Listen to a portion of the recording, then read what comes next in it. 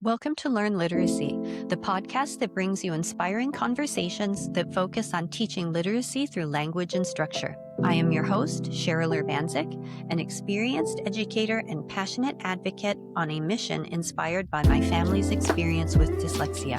Each episode explores topics that help us understand how we can teach the language as it is to the student as they are. Tune in and become part of a community dedicated to supporting language for life.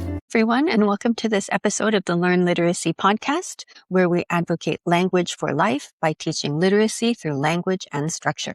I am your host, Cheryl Urbanzik, and I'm very excited that you are here today to join me on another episode of our History of Dyslexia series. This is the last chapter in Dr. James Hinchelwood's 1917 book called Congenital Word Blindness. It probably is one of the first books written about dyslexia and compiles case studies and his thoughts on what dyslexia is, although at that time they called it congenital word blindness. We do not use that term today. Instead, we use dyslexia, but it's the same profile. Okay, we are now on chapter 5, which is the last chapter in the book called Prognosis and Treatment. All right, so let's just jump right in. I regret to observe that in some recent books in which the subject of congenital word blindness is dealt with, a very gloomy view is taken of the prognosis of such cases, and the advice is given that time should not be wasted in attempting to teach them to read, but that these children should be put at once to tasks for which they have more natural capability or concentrate their attention on the development of their normal capacity. My long experience of congenital word blindness has enabled me to give with confidence a much more hopeful prognosis and to arrive at a very different conclusion regarding their treatment, meaning that in nearly all cases of congenital word blindness, such as I have described and defined in the preceding chapters, the children so affected with proper treatment and great perseverance can be taught to read. He is ahead of his time. I keep saying that over and over, but this is something with parallels to modern challenges that we have to be very hopeful that children can learn to read. That by and large, almost all children can learn to read, and they need treatment that supports their needs, and we should be very hopeful. He's telling us that over 100 years ago. We can learn from that and keep the hope alive. And then he goes on to say, if this be so, then I think it a great injustice to the child, no matter to what class of society it belongs, to be excluded for the remainder of its lifetime from all the great advantages and pleasures which the possession of the art of reading opens up to every individual. So he's bringing up equity issues. It doesn't matter who you are or where you are, but the ability to read is important for a rich life. The reward of successful attainment is manifestly worthy of great efforts which should not be abandoned in any case until it is clear that further efforts are hopeless. I think that the tendency to give a gloomy prognosis has arisen from the fact that the writers are not speaking from an experience of pure cases of congenital word blindness. So what I'm going to do is just skip some pages here.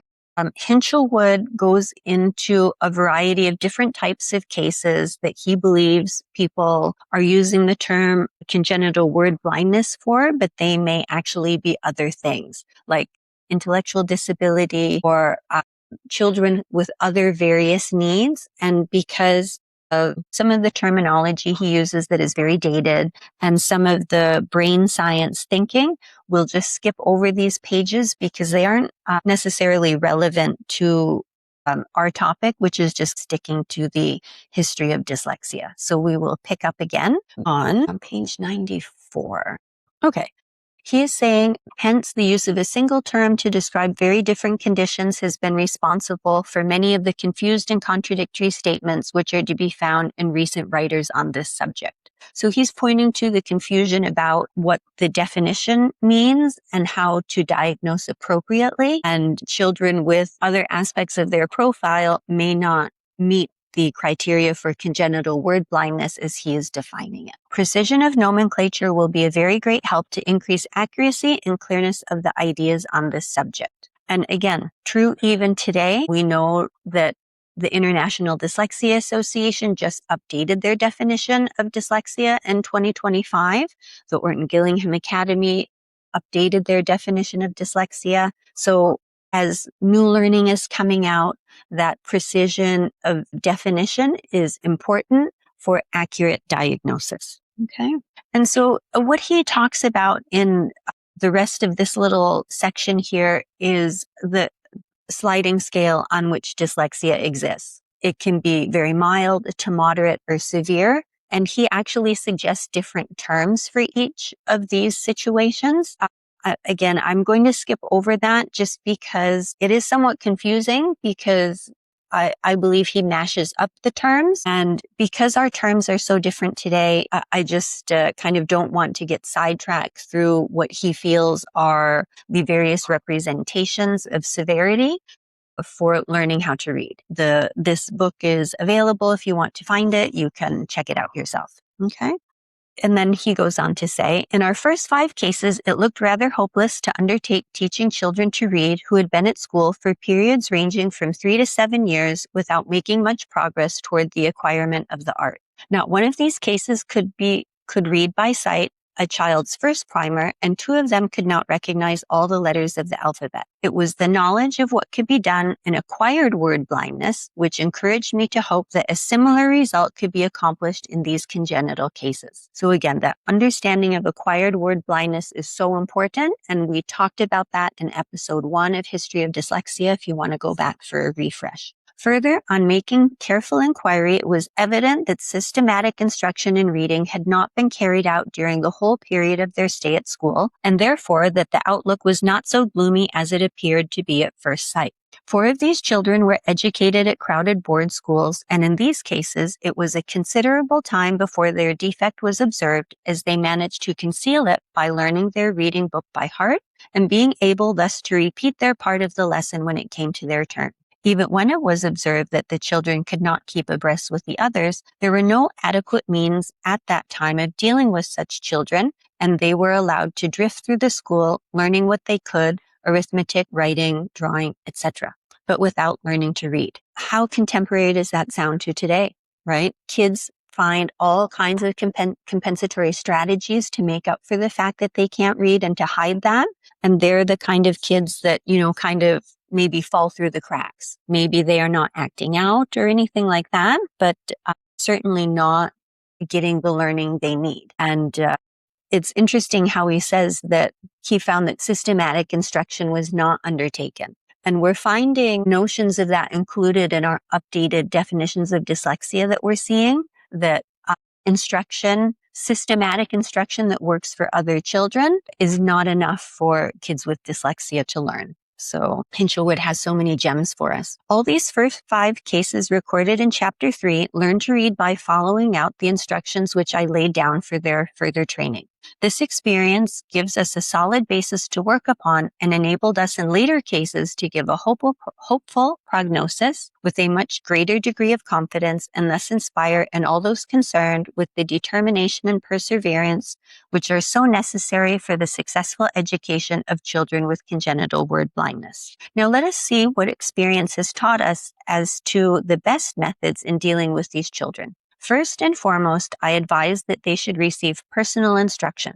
They should be taught alone and not in class. I have insisted on this from my earliest experience, and subsequent experience has only confirmed and strengthened the teaching of my earliest communications on the subject. And he's going now to talk about one of his early communications. In a paper published in the Ophthalmic Review in April 1902, I said, "There is no use of attempting to teach such children reading in a class along with other children with normally developing brains. The contrast between their difficulty and the facility of others will only discourage them. Such children must be taught by special methods adapted to help them to overcome their difficulties." We have to stop here. He is so in tune with the dignity of the child. It's unbelievable. And that is why he is saying they should be taught independently, because it keeps the dignity of the child intact. They are not putting on their inability to read on display in front of others. And that's why he's saying that they'll be discouraged if, in that case, if they have to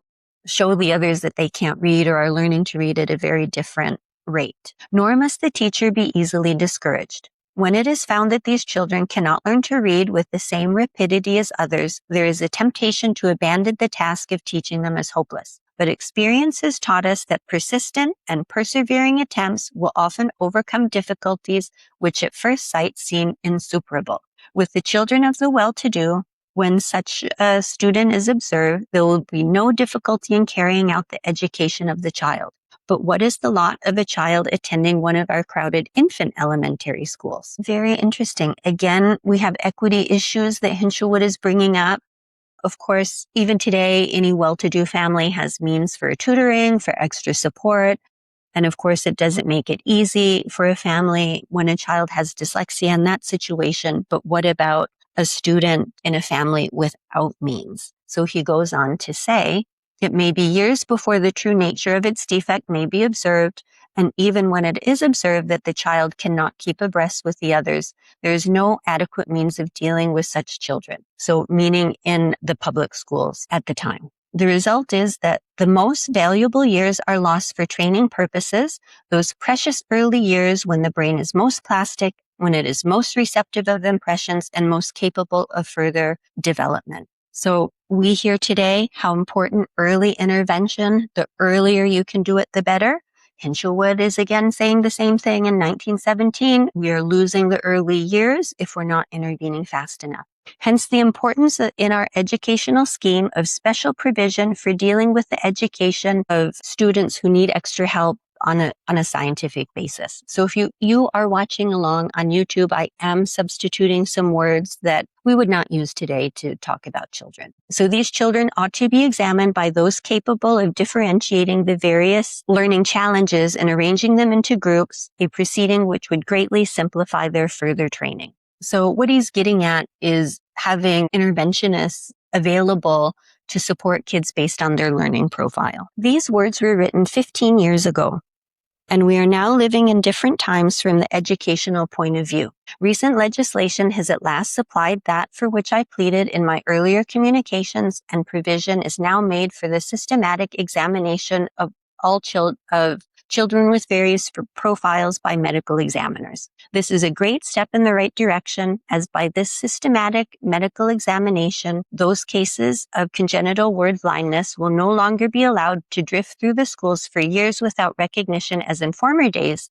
but will be recognized at a comparatively early stage. Those precious years when the brain is most receptive will no longer be lost. The word-blind child will begin its special training under more favorable conditions than in the past, and therefore with an even better prospect of accomplishing successfully its difficult task of learning to read. So seriously, that reminds me of how we're trying to implement screening today, right? In many places, there's screening that is mandated in various grades to track children on their literacy trajectory to see how well they are doing. And if children are not meeting gains, they are flagged for support. And so Hinchelwood is talking about that, but at his time in 1917. Okay, the 5 cases recorded in Chapter 3 were all taught to read by their parents. I saw them individually, explained to them clearly the nature of the condition and the exact lines upon which I wished them to proceed in the teaching of the child. It is only a parent or someone intensely interested in the welfare of the children who will have the requisite patience to teach them. I found that even in the case of the children of a higher social class, they frequently did better when the father and mother taught them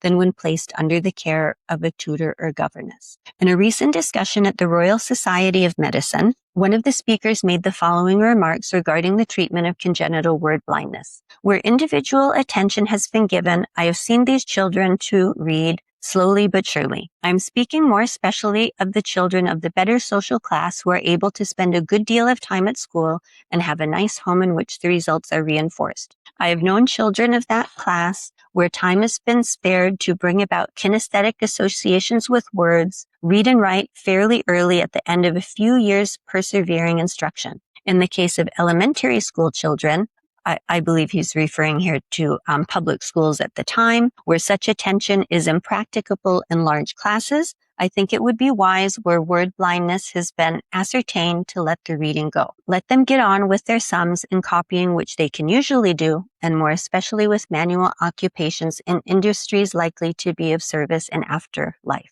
I do not think a knowledge of reading is indispensable in lower class education. I know some people who have got on well in the world who are very bad readers. And so sadly, Hinchelwood is giving us an example of low expectations and classist attitudes.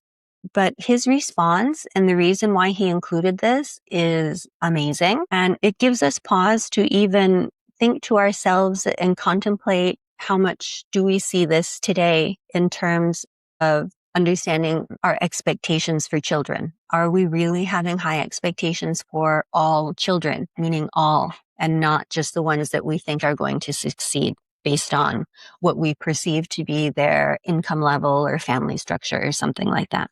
Okay, Hinchelwood goes on to say, I have quoted this opinion because the speaker expresses in clear language views which, in my opinion, are true prevalent in scholastic circles and against which I wish to make an emphatic protest.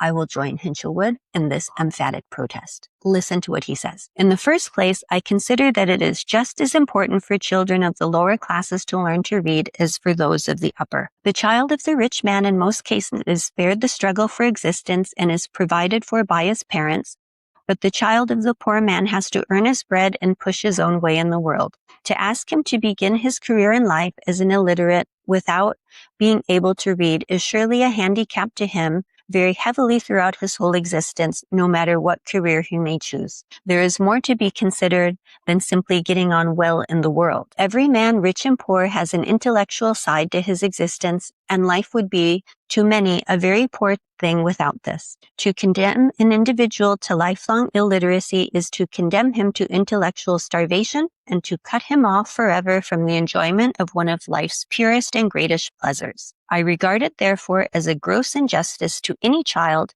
no matter what his position in life may be, not to be taught to read, if it is possible to do so, even at the cost of great trouble to all concerned.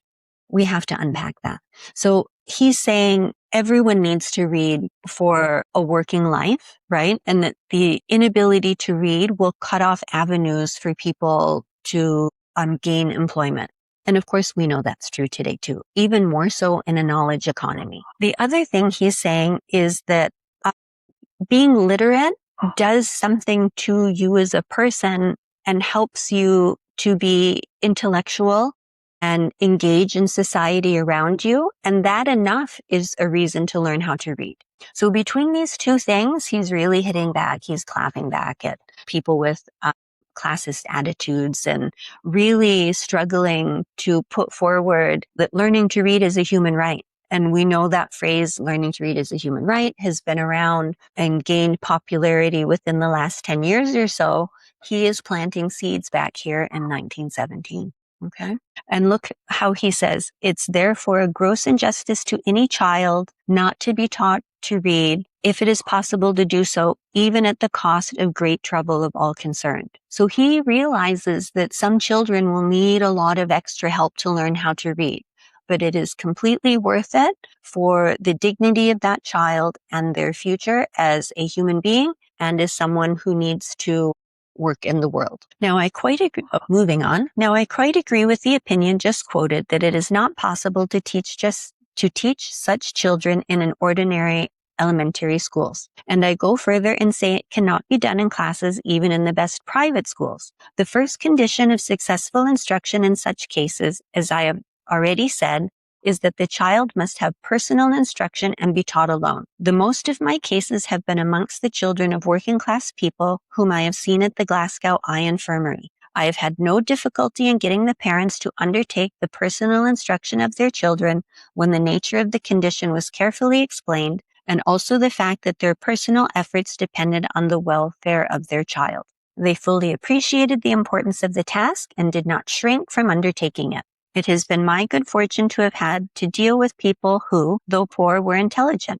No doubt there are parents who would refuse to take any trouble in the matter, but these form only a very small percentage. I always advocate, especially at the early stages, a number of short reading lessons every day, which must be carefully graduated in each case so as to never produce anything approaching to cerebral exhaustion. That's cool.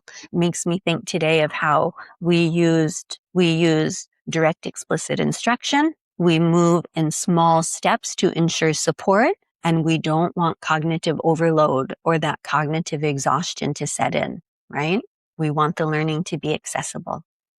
Right. This, I think, is a most important point in the treatment of these cases and can be best carried out at home under parental guidance. In these cases of congenital word blindness, the effort of trying to store up the visual memories to require a much greater degree of mental exertion than in children with normal visual centers. In teaching them to read, it was observed that in a very short time, the children became confused and no progress could be made until they had rested for a time and then resumed the effort. Again, what are strategies we use today? A break, more practice, come back with fresh eyes, like all these things. And he's saying the visual impressions too must be very frequently repeated before they remain permanently in the brains of these patients. Here's where I feel like he's a bit confusing and I'm not sure how to interpret what he's trying to say, because he does talk a lot about visual memory and visual impression, but we know today that's not how people learn to read, through visual impression. We could maybe correlate that to our current theory of orthographic mapping, where the brain is recognizing meaningful grapheme and morpheme strings instantly. And of course, we repeat and practice those a lot to get to accuracy, automaticity, and fluency. Okay. Hence, experience taught us that the proper method of instruction was by short and frequent lessons during the day without anything leading to exhaustion. Again, the dignity of the student is so important to him. Being patient, persevering, taking time is cool. It's good to keep the child in a state where they're not overwhelmed. In some cases, the rapid exhaustion produced by the effort in learning to read was so marked that they reminded me of the group of cases first described by Professor Boleyn under the term dyslexia, meaning acquired dyslexia, in which I have discussed in Chapter 3 of my book on letter, word, and mind blindness. In these cases, the patients could read for a short time and then were quite unable to proceed, although the words and letters were still seen distinctly by the patient. There was no pain or discomfort in or about the eyes, but simply a sense of great mental effort, and no ocular defect could be discovered on the most careful examination.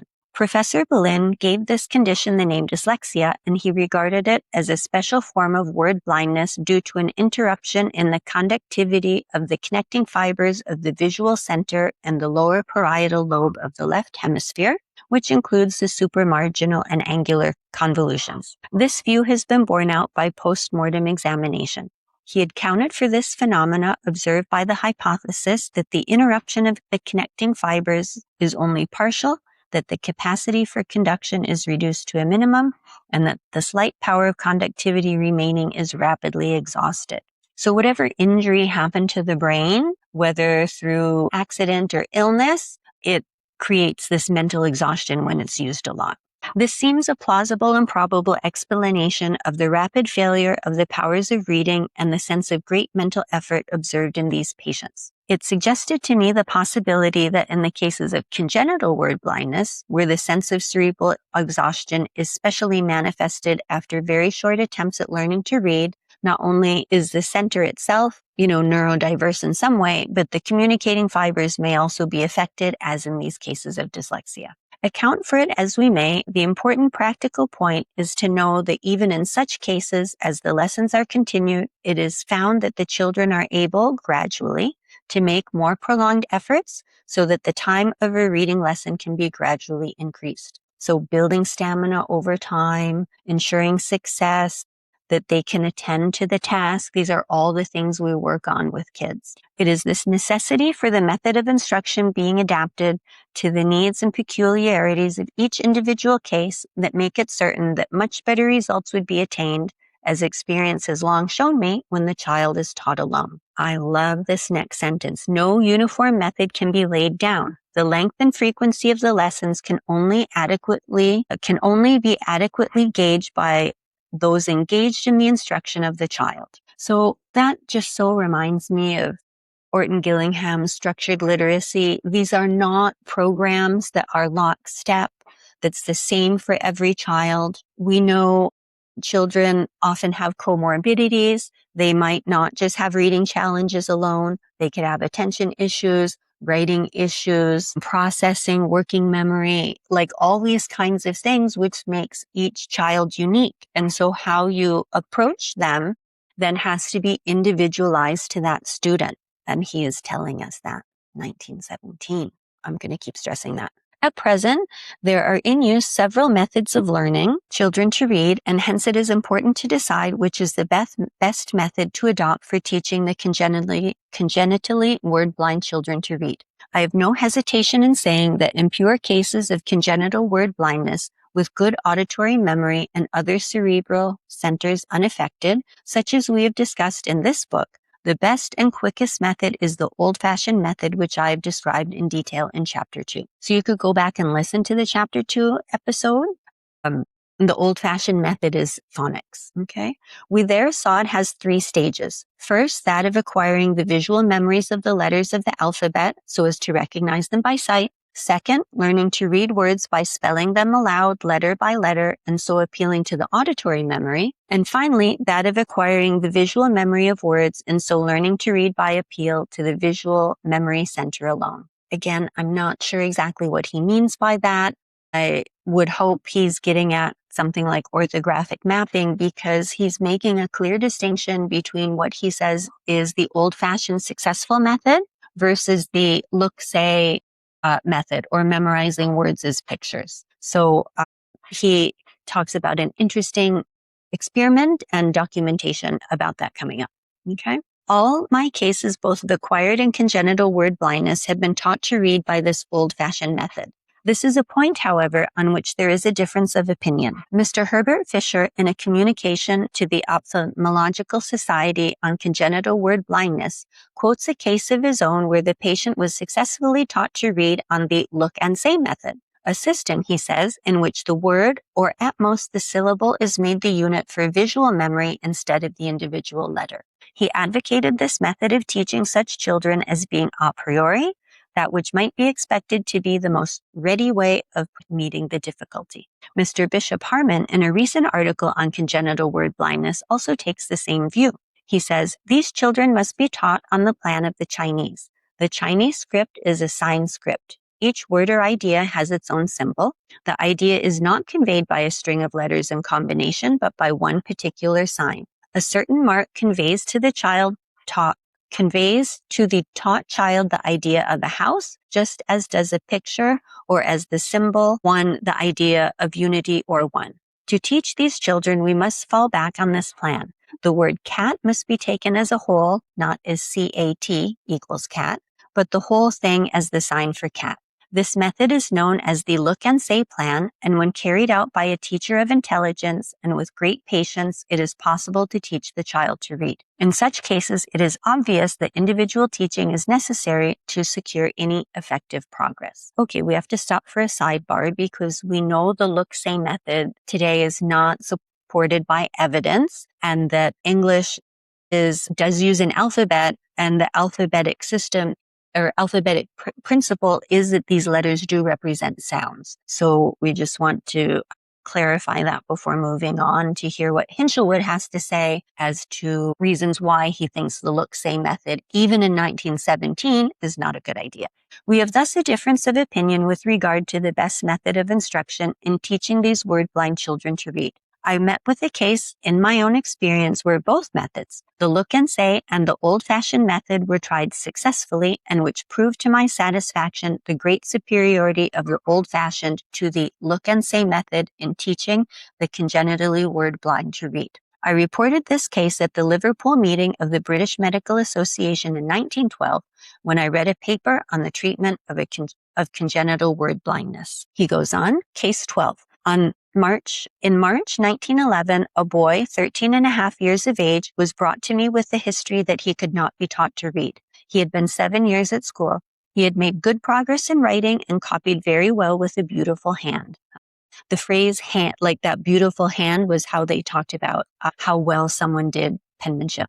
He was good at drawing and fair at arithmetic. He had been taught to read entirely on the look and say principle and had not been taught to spell. When I examined him, I found that he knew most, but not all, of the letters of the alphabet and could recognize by sight many small words of one syllable, but this is all he could accomplish after 7 years training on the look and say system. So it's interesting he highlights here that the student had not been taught to spell.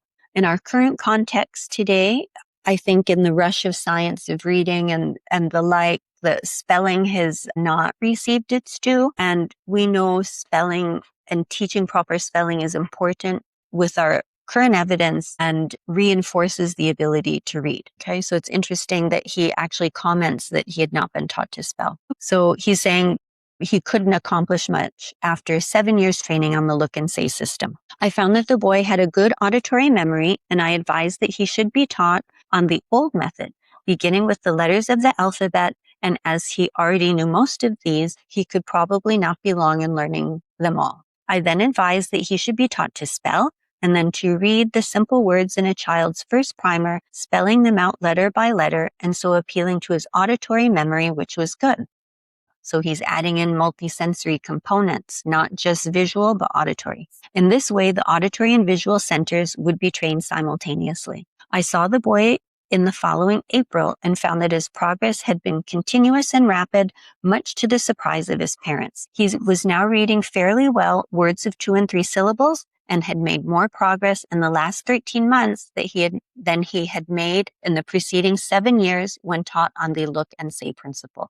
The superiority of the old method of instruction over the look and say system was thus strikingly manifested by the superiority of the results obtained by it in dealing with this typical case of congenital word blindness. I love it. It's a sample size of 1, but he's going to run with it as definitive proof. In the look and say method, as we have seen, the child is taught at once to recognize printed words as a whole, as in a series of pictures, just like Chinese symbols or Egyptian hieroglyphics, and not to recognize the words at first by a process of analysis and spelling them out letter by letter, as in the old method. The appeal is made directly to the visual memory alone for the registration of the visual memories of words without the preliminary stages of learning the letters of the alphabet and the spelling of the words. Hence, it is claimed that a child learns to read much more rapidly in this way.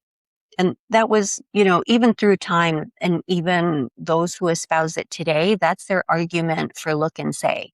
They just memorize words and can learn to read much more rapidly. Now, while this may possibly be true of a child with normal visual memory, it is to be remembered that the conditions are entirely changed in cases of congenital word blindness. There, we are dealing with a defect of the visual memory, which is frequently so grave that the child is practically in the same condition as if the center had been destroyed. So the education of the corresponding center on the opposite side of the brain has to be accomplished just as in cases of acquired word blindness. Yeah, we do know this to be true a bit today, if my understanding is correct about how the brain is working and reading, that in people with dyslexia, they are reading more with the right side of their brain than the left side. With remediation, they can start accessing and using the left side of their brain. Thus, the arguments which were applicable in the acquired cases apply exactly to those congenital cases. We saw that all the cerebral centers concerned in language are intimately connected with one another, and that experience has taught that the impressions made on one cerebral center are deepened and strengthened by being associated with the impressions made on other centers. He's leading us right to multisensory understanding, that visual, auditory, tactile, all of these things reinforce the learning, create those strong neural networks. Hence, in the cases where we have a defective visual center, but the other cerebral centers intact, that method of instruction will, in my opinion, be the best in which a simultaneous appeal is made to other centers besides the visual. This condition is fulfilled by the old-fashioned method of learning to read, in which simultaneous appeal is made to visual center, auditory center, and the center for the memory of speech movements. Okay, what are these speech movements? Voicing, those glossokinesthetic things he talked about, what your lips, teeth, and tongue are doing. A familiar example of the advantages of the application of this principle is afforded by the fact that most people, if called upon to commit to memory any passage of poetry or prose, will do so much more rapidly if they are allowed to read it aloud than if they are compelled to learn it silently by movement of the lips only. In the former case, there is a simultaneous appeal to 3 centers, the auditory, speech movements, and the visual, whilst in the latter to 2 only, speech movements and the visual. If they are not allowed even to move the lips, they will take longer still, as they are now restricted to the visual center alone. It was in consideration of these principles and the teachings of past experience in the re-education of cases of acquired word blindness, which led me to adopt the old-fashioned method of instruction in teaching the congenitally word blind to read. The registering in the visual memory of the letters of the alphabet is a comparatively easy task, as there are only 52 in all, including both capital and small letters. But even here, at the very outset of our task, we may sometimes encounter great difficulties in the acquirement of these 52 letters. And to be quite honest, we can start with the lowercase and then add in capital. That would be my opinion. In case 3, we have seen that it took the child 9 months hard labor. The mother informed us that it was so great was the child's difficulty in learning the letters that at first it seemed an impossibility. By persevering, however, for a period of 9 months, the difficulties were ultimately overcome. At this stage, I have often found very great assistance from the use of block letters, i.e., letters cut out in wood, in teaching these children the letters of the alphabet. This is a further application of the method of simultaneous appeal to as many cerebral centers as possible. Amazing. Love this. This was a further application of the method of simultaneous appeal to as many cerebral centers as possible. I just read that again on purpose, I think, because we are getting tactile stimulation now added as a method of multisensory input.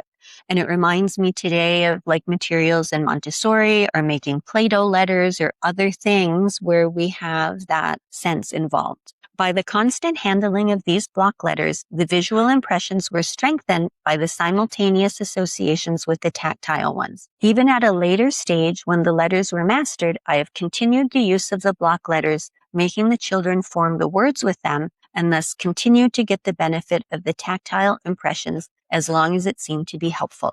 The auditory memory being unimpaired and sometimes even exceptionally good, these children have no difficulty in rapidly learning to spell and are able to spell words long before they have learned to recognize them by sight. The auditory memory having been furnished with the spelling of the words and the letters of the alphabet, having been permanently registered in the visual memory center, the task of learning to read is now greatly simplified and the second stage is entered upon. The child has simply to recognize by sight the individual letters and can now read words by spelling them aloud and thus appealing to its auditory memory. In this way, the child with defective visual and good auditory memory has the visual impressions of the words deepened and strengthened by the constant associationship with the impressions already made in the auditory center. It thus attains more easily and more rapidly to the permanent acquirement of the visual memories of the words than if the appeal were made to the visual memory center alone. When this center is fully furnished with the word memories, then the child has reached the final stage of the acquirement of the art of reading.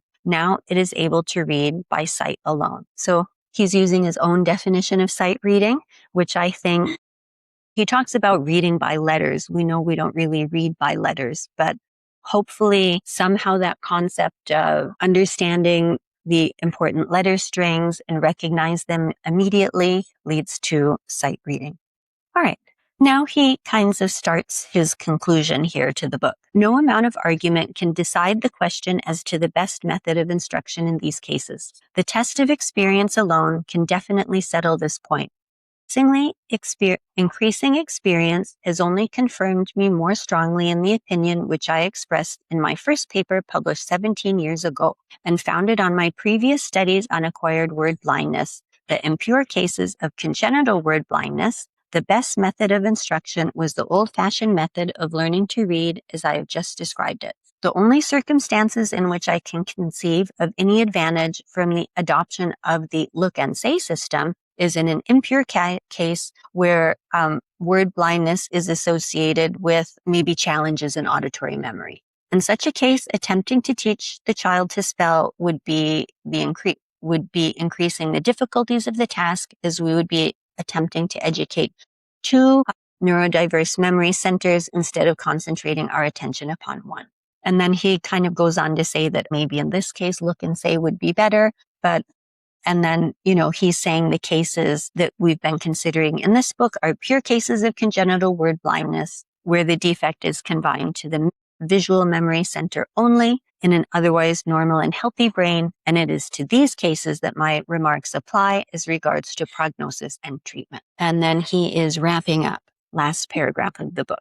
Such are the methods of instruction which I have advised in the education of those suffering from congenital word blindness, and long experience of these cases has convinced me of their efficacy for the successful accomplishment of the task of teaching these children to read. No methods, however, are of much avail in this condition unless the task is undertaken with the determination to carry out these instructions with a patience and perseverance which will not be discouraged by the slowness of the progress which may be frequently experienced, especially at the outset. So he's saying, keep the dignity of the child at the forefront. Just be patient, persevere, go step by step, short little lessons. They'll build up stamina. You will get there. And we know this today too, right? As instruction advances, it will be found as a rule that the rate of progress gradually becomes accelerated, and obstacles which at first seemed insuperable are gradually overcome. And that is an amazing, hopeful note for Hinchelwood to end his book on. And so that is the end of the chapter. So if we think about a few highlights, have hope, right? Children can be taught to read and they will learn. Be patient. Keep their dignity in mind, short lessons. He cares for their emotional state and them as a person. He makes a big distinction between look and say versus old-fashioned or phonics methods, and really advocates for old-fashioned phonics as a treatment. And he was very aware and in tune to equity considerations at that time. Not to have classist attitudes, but to understand that literacy really is a way to develop yourself and your own intellect just because you're a human being, regardless of class, and supports gainful employment, right? So people can be involved with work and bringing forth their talents to the world. Okay, so we will take one more episode on Hinchelwood's book, give a recap and update, if you will, and synthesize some of the things he's saying. But for now, that is the end of this episode. Thank you for tuning in. As you can see from what Hinchelwood is saying, language for life is the motto for Learn Literacy, completely in line with his 1917 book. So teaching literacy through language and structure is key to support all people to become literate. So we hope to see you again in the next episode. Please share about this podcast so people can learn about the history of dyslexia and, spread the message of hope that we can teach children to read. For more information, go to my website, learnliteracy.com, and take care until the next episode. Thank you. Thank you for tuning in to the Learn Literacy podcast, your trusted source for learning how to teach literacy through language and structure. If you enjoyed this episode, don't forget to like, subscribe, and share the podcast with fellow educators and literacy advocates. For more information, visit learnliteracy.com and follow us on social media at LearnLiteracy1 for the latest updates. Together, we can empower every learner. Until next time, remember our goal of language for life.